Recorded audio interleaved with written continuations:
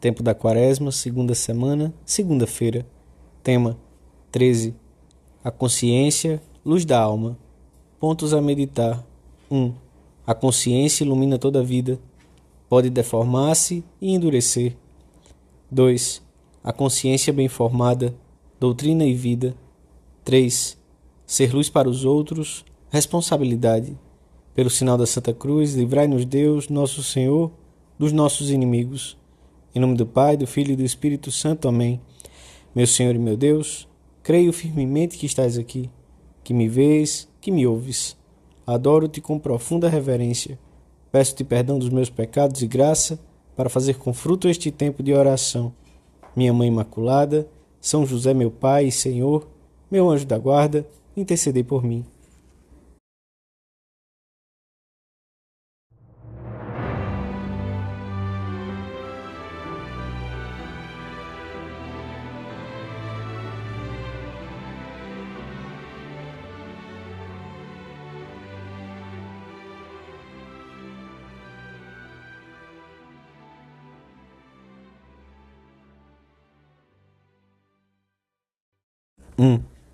Hoje, se ouvirdes a voz do Senhor, não endureçais os vossos corações. Repete-nos a liturgia durante todos os dias deste tempo litúrgico. E todos os dias, de formas muito diversas, Deus fala ao coração de cada um de nós. A nossa oração durante a Quaresma tem em vista despertar a consciência e torná-la sensível à voz de Deus. Não endureçais o coração, diz o salmista. Com efeito, a morte da consciência, a sua indiferença em relação ao bem e ao mal, aos seus desvios, são grandes ameaças para o homem.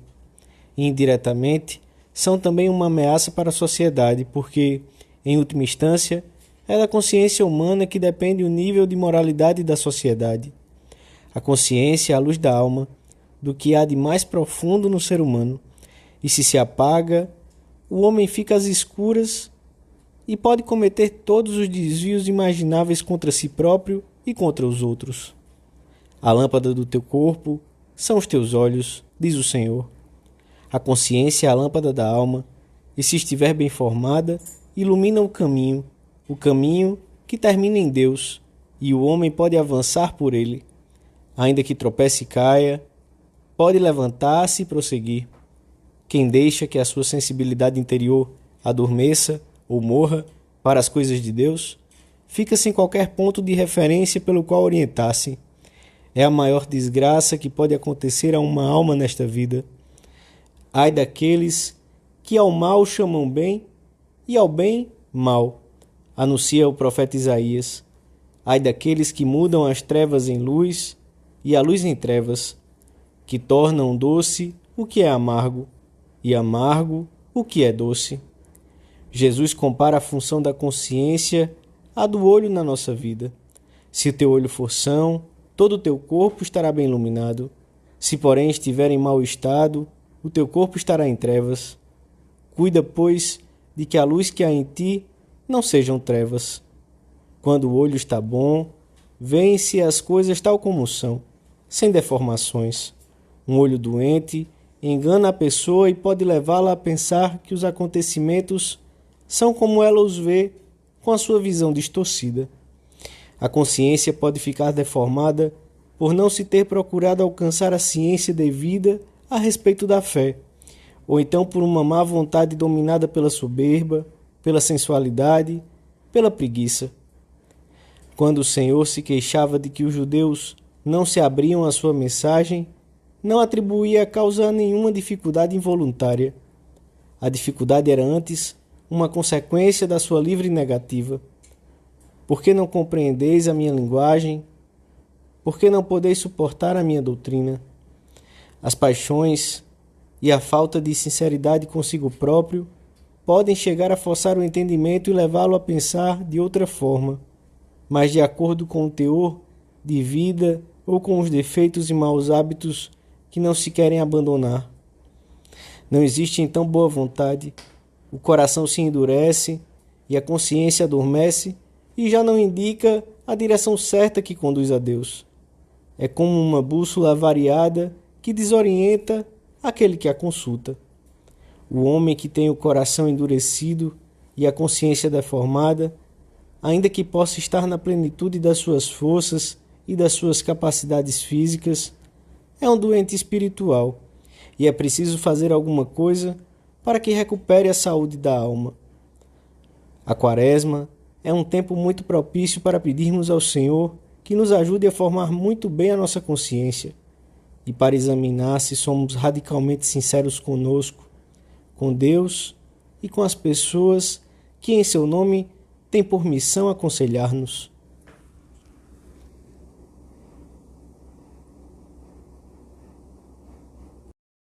2. A luz que existe em nós não brota do nosso interior, da nossa subjetividade, mas de Jesus Cristo. Eu sou a luz do mundo, disse Jesus. Aquele que me segue não anda nas trevas.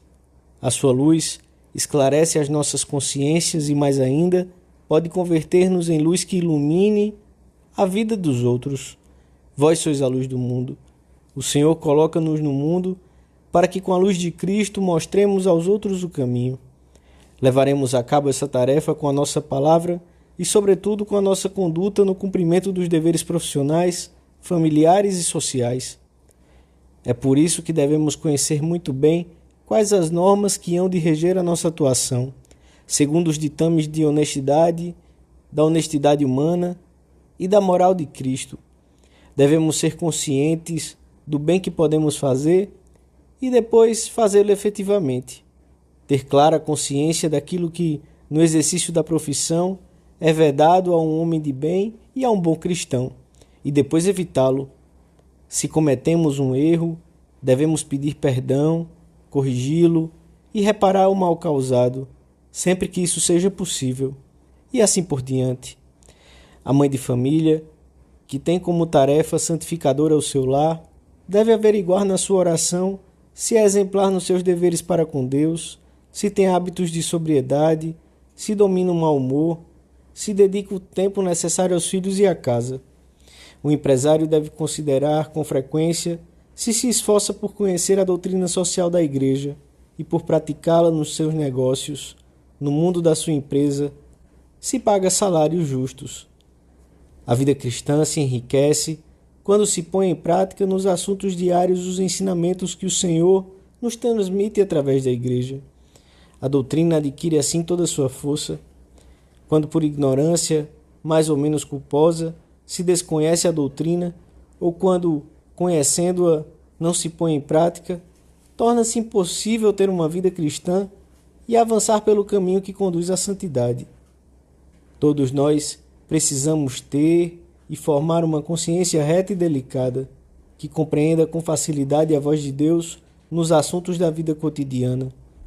Em face de situações menos claras que possam apresentar-se na nossa profissão, devemos considerá-las na presença de Deus e, quando for necessário, procurar o conselho oportuno de pessoas que possam esclarecer-nos.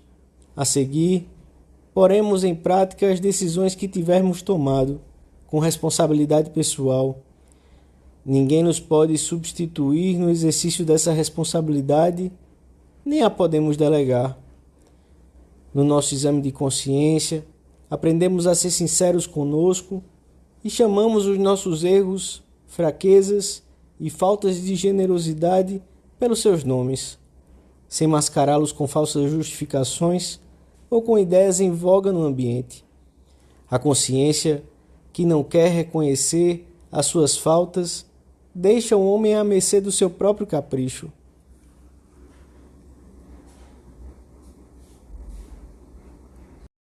Três.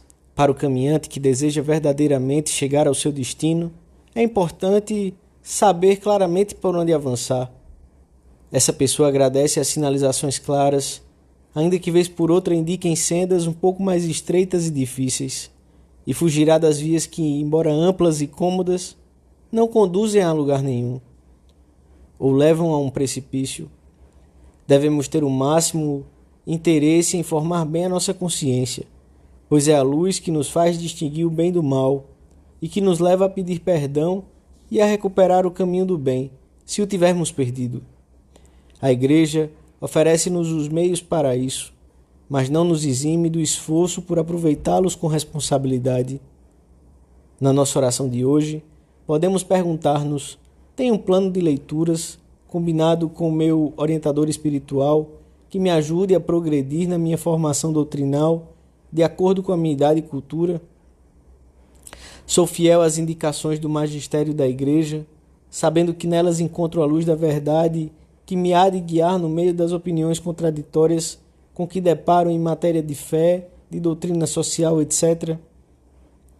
Retifico com frequência a intenção com que trabalho, oferecendo as minhas obras a Deus e tendo em conta que tendemos a procurar o aplauso, a vaidade, o louvor naquilo que fazemos e que por essa fresta entra muitas vezes a deformação da consciência. Necessitamos de luz e critério para nós e para os que estão ao nosso lado. É muito grande a nossa responsabilidade. O cristão é colocado por Deus como tocha que ilumina os passos dos outros em direção a Deus.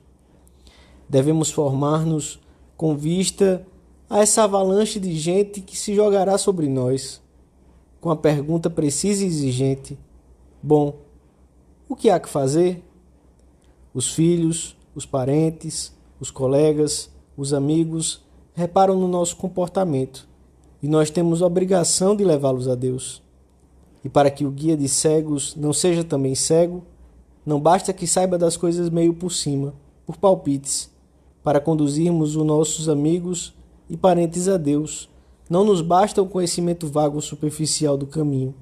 É necessário que o percorramos, isto é, que nos relacionemos com o Senhor, que conheçamos cada vez mais profundamente a sua doutrina, que travemos uma luta concreta contra os nossos defeitos, numa palavra, que caminhemos na frente na nossa luta interior e no exemplo, que sejamos exemplares na profissão, na família.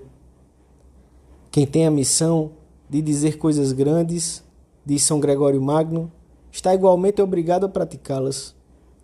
E só se as praticar é que as suas palavras serão eficazes. Cristo, quando quis ensinar aos seus discípulos como deveriam praticar o espírito de serviço, cingiu-se com uma toalha e lavou-lhe os pés. É o que nós devemos fazer, dar a conhecer o Senhor, sendo exemplares nas tarefas diárias, convertendo em vida a sua doutrina.